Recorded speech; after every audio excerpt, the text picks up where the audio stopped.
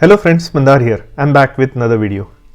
Today June 2022 Visa Bulletin has been published and I wanted to do the comparison video with the current month's Visa Bulletin. We'll also talk about some of the questions regarding how many spillover numbers will happen this year from FB to EB category. There is still some confusion among the people and I want to clarify some things. I'll also talk about H4 and EAD, their processing times, and what are your options to do the stamping if you cannot find an appointment in India. So these are the things that we will cover in this video, but the main topic for today is looking at the June 2022 Visa Bulletin, and there are some interesting things in it. So watch this video until the end and let's get started.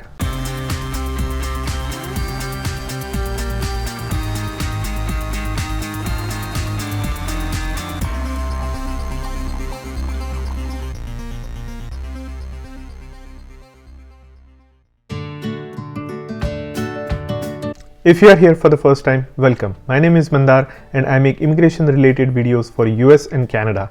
I'm not an immigration lawyer, so anything that I say on this video or on my channel is for information purpose only. And for your specific immigration needs, before you take any action, you should hire a competent immigration lawyer. Now before we get into the topic, I wanted to remind that I have some affiliate links in the description, but if you buy those products through the links in the description, the channel will get a little bit of a commission. So do check those out. And as a reminder, I still have a giveaway going on for Apple AirPods 3, the third generation. And if you want to be entered in it, do like and subscribe to my channel. And also follow me on the Instagram or Twitter or both. Your like and subscription to the channel means a lot to me and that's what keeps me going. So if you have been a viewer of my channel for a long time, but if you haven't subscribed yet, do consider subscribing.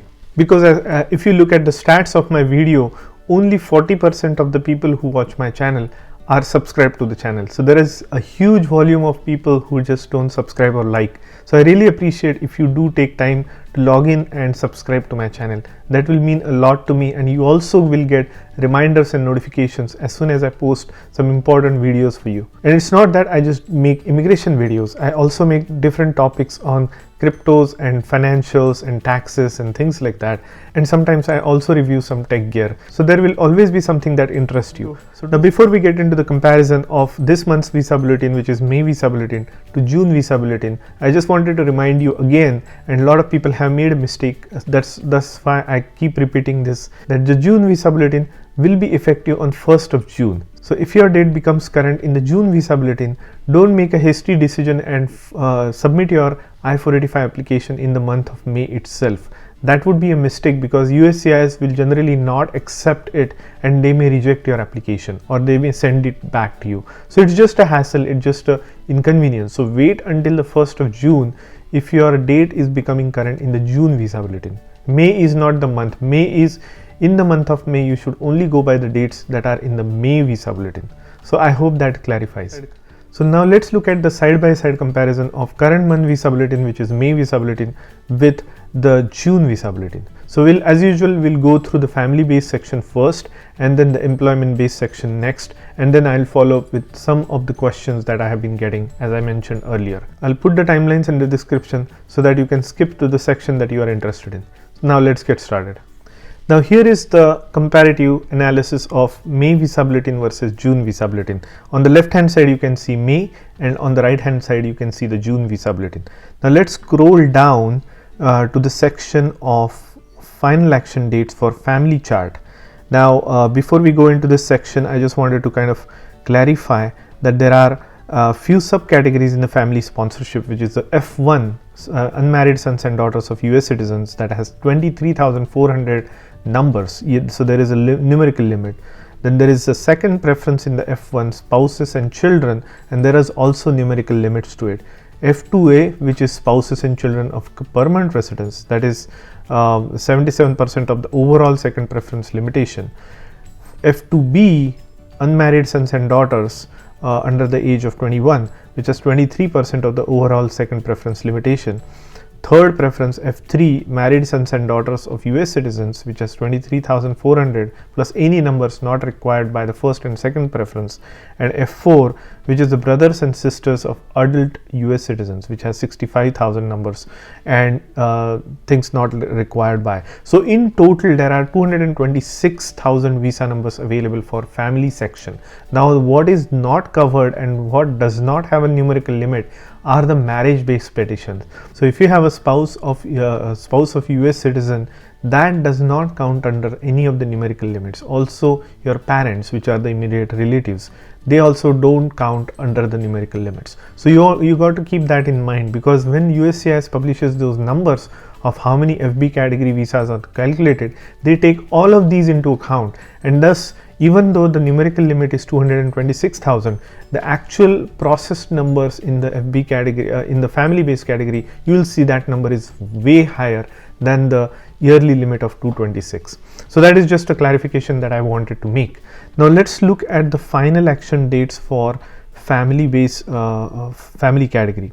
So if you look on the left hand side, all the for the F1 category, all chargeability China and India, they all remain the same. They are still at 1st of December 2014.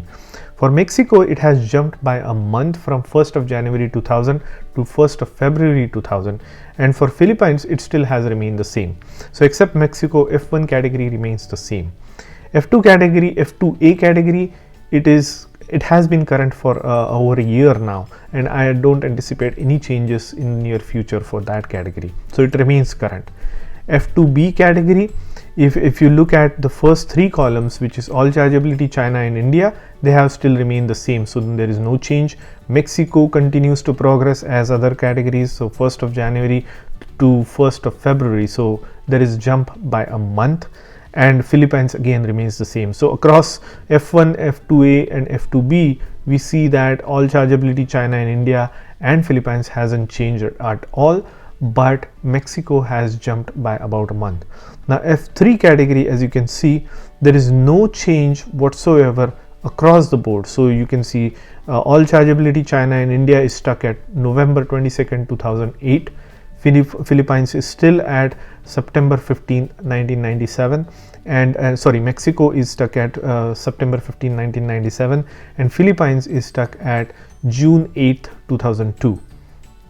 And then the last category, F4 category, as you can see, I don't see any changes for all chargeability India and China. These remain at September 15th, 2005.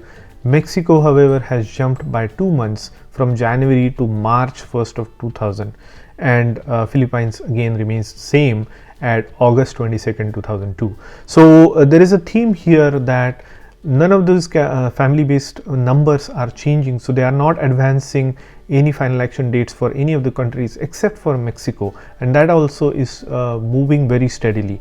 And this is again, the theme continues. We are not going to see any significant date changes until the end of this fiscal year. We may see a significant jump in October when the new when the new fiscal year numerical limits are applied for all of these categories. We will expect to see those dates change. Now in the family based section, we should be looking at the filing date chart, because that is the chart that allows the family based category to apply for 485. So let's look at that one. Now for F1, for filing date chart, I don't see any changes in the dates for all chargeability China, India, Mexico or Philippines. They all remain the same. For F2A, again, everything is current. So if you are in the F2A category, you are immediately have a visa number available. So go ahead and apply for your 485. F2B category, as you can see, there is no change. F3 category, also there is no change. Everything is stuck. For all chargeability, it's stuck at August 22nd, 2009. For China, the same. For India, the same. For Mexico, it's stuck at March 1st, 2001. And for Philippines, it's at November 8th, 2003.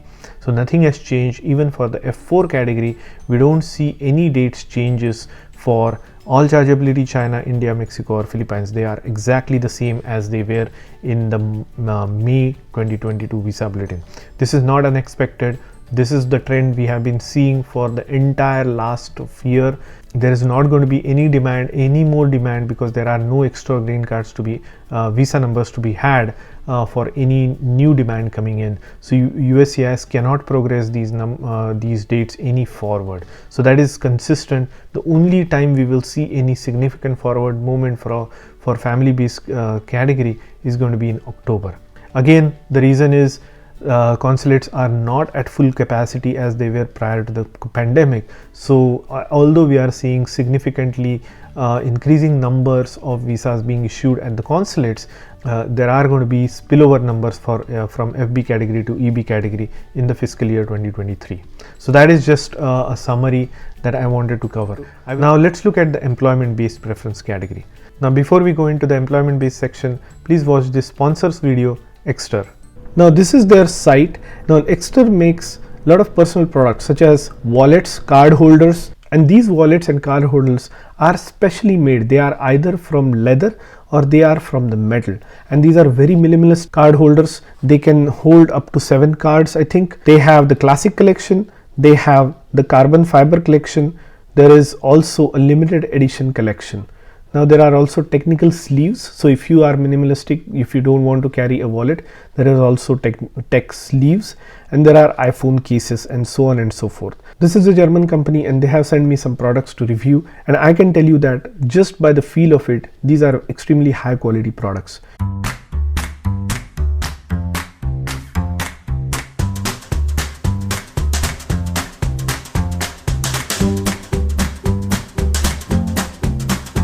The classic collection has this Parliament wallet which they had sent me in the black color, and there is also a Senate card holder that also they have sent me.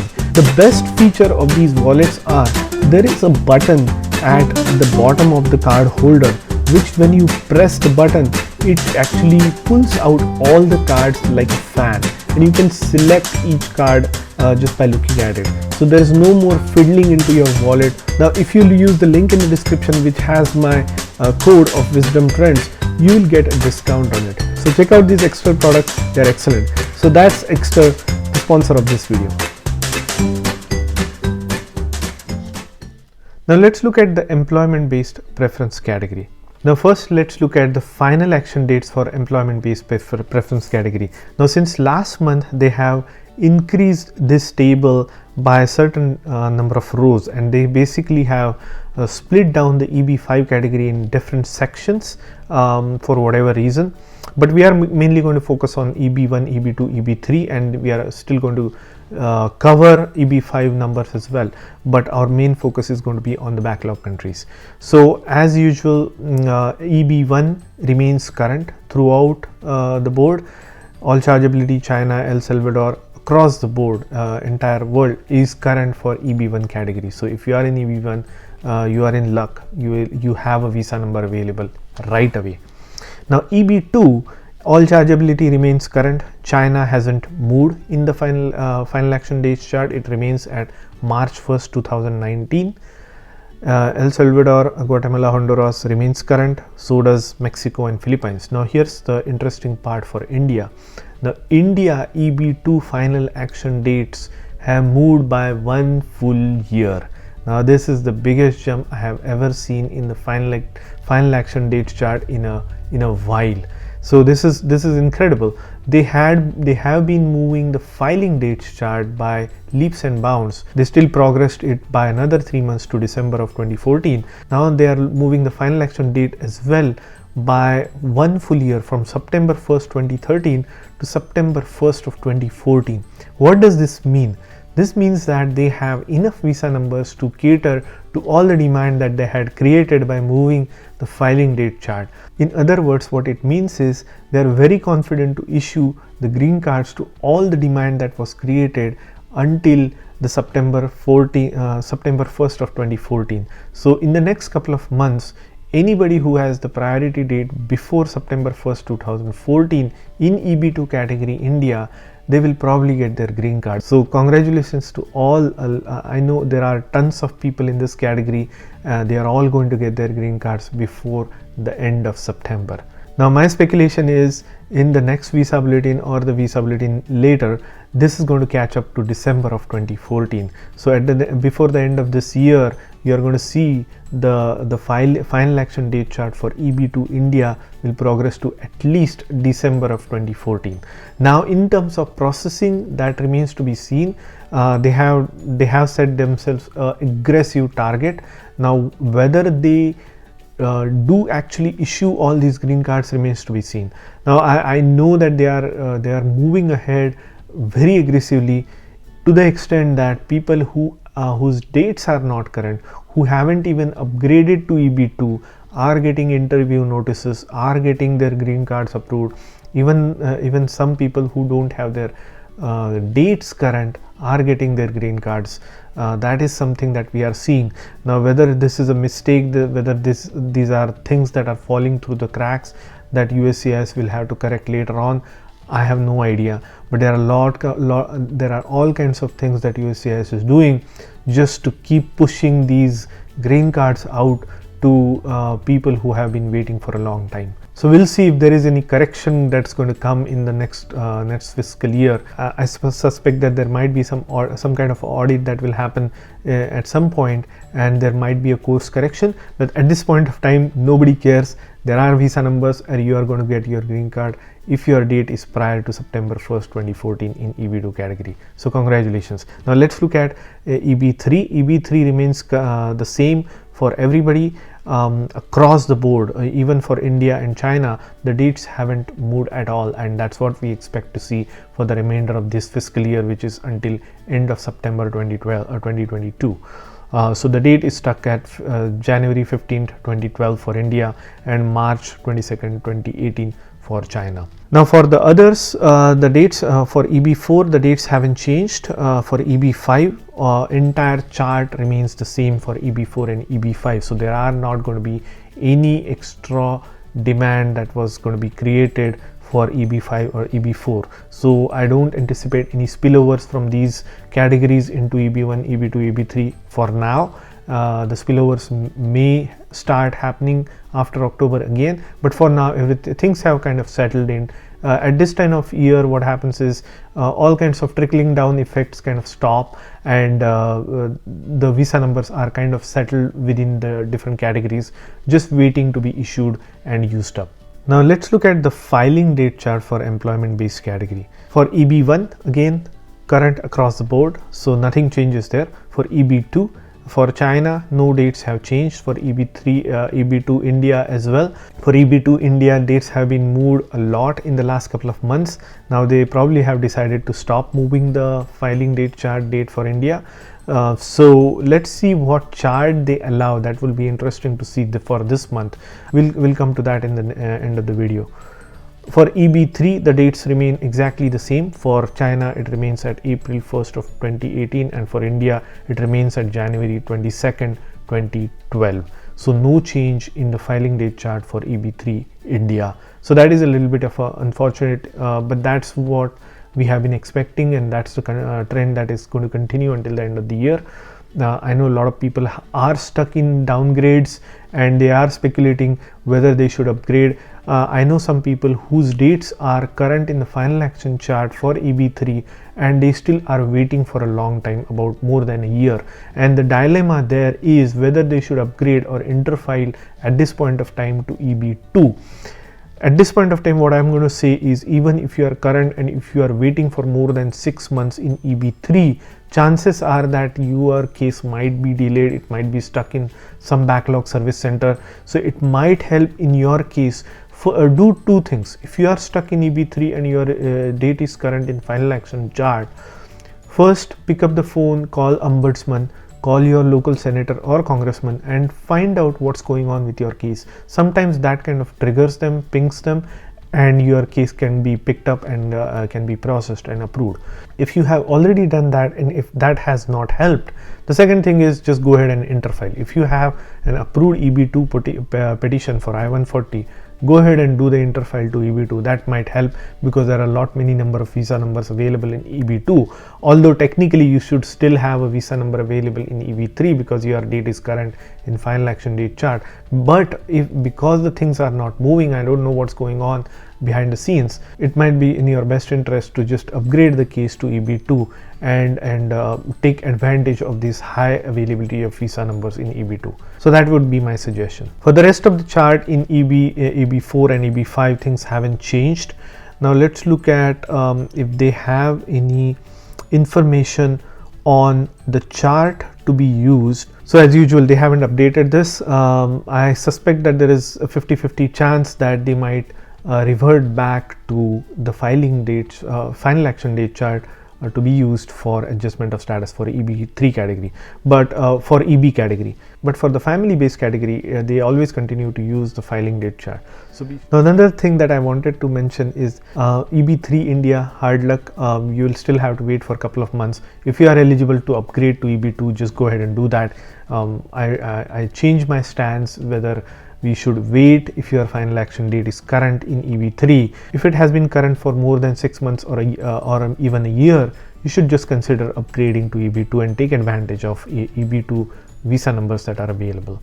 Now some people have asked me about those spillover numbers that I mentioned in my last couple of videos, the 100K number that I came up with, and that was based on the fact that the numbers that USCIS publishes include the marriage based petitions as well, and those have no numerical limits. So I made an assumption that out of those numbers we can have a 70-30 split. So 70% of the numbers go basically to marriage based petitions, and 30% are the actual numbers which go in the numerical limits gap. So that's why we see a huge number of spillovers happening year after year. So this year I predicted that it will be closer to 100K visa numbers being utilized. Now some people pointed out that NVC stats show that there is exceptionally high number of visas being processed. So I looked at that chart from NVC visa numbers statistics.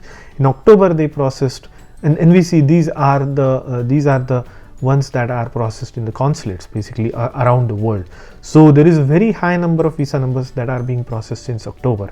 So October they processed about 36,000, in November they processed about 35,000, December 38,000, January 33,000, February 35,000, and in March they bumped up to 47,500 at the consulates. So the total number of visas or total number of applications that were processed at the consulates are well over 224,000 visa numbers. So if you technically look at it, the numerical limit for every year for family based category is only 226,000, out of which 224 are already processed. What does that tell? Are they going to stop processing visas at the consulates? No, not at all. What it tells me is that even from this number, there is a very high number in the marriage based category or sponsoring their parents and things like that, the categories that don't require a numerical limit. So looking at these numbers and predicting how many are going to be spillovers is not going to be an accurate statement.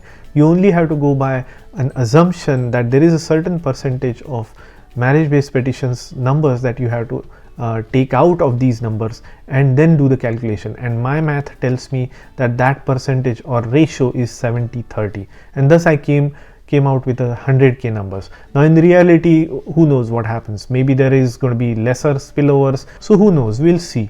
That's just my speculation. We can see maximum of 100K visa numbers spillover in the next year, or maybe less. So we'll see what happens. Regardless, it will be a good news. Any number of spillover, we'll take it. Now the last topic I wanted to cover is H4s and EADs. So H4, as you know, is taking a very long time. So if you have a spouse whose extension is pending on H4, you know it's taking like 3 months, 6 months, 8 months, up to a year, and EADs are also taking a very long time. During that time now there are two good news here. One is we have the automatic EAD extension by 540 days, including for H4 EADs. So that is a good news. So if you have filed your extension for H4 within the expiry, before the expiry, within the last 6 months of the expiry, then you should be fine, and as long as your I-94 is current, you should be able to work, because there is an automatic extension. Now what happens to your I-94 before the I-94 expires? Here are the things that you need to do. You can either travel to your home country to see if there is an appointment you can get to get the visa stamping done, or if that's not possible, there is a process for automatic revalidation by entering Canada or Mexico. Now remember, there are two primary conditions for this automatic revalidations of your H1 or H4 at the border. One is your I-94 should not have expired. So even with your extension, if you have an extension receipt, there will be a copy of I-94, extended I-94 at the bottom, or your current I-94 should not have expired before you cross the border and come back. So when you come back, you will get a renewed I-94 with an extended date. But even to avail take advantage of this automatic revalidation, your current I-94 should not have expired. That is one. And then the second thing is your stay in Mexico or Canada should not exceed 30 days. So if you are just going for a few days just to visit and then come back, you can take advantage of this automatic revalidation at the border. So that might be a quicker way to get your I-94 extended. So really, that's all I wanted to cover in this video. If you haven't already liked and subscribed, do like and subscribe to my channel to enter into the giveaway, and I really appreciate that. And if you like the content of this video, do hit the like button and consider subscribing to my channel, and I'll see you in the next one.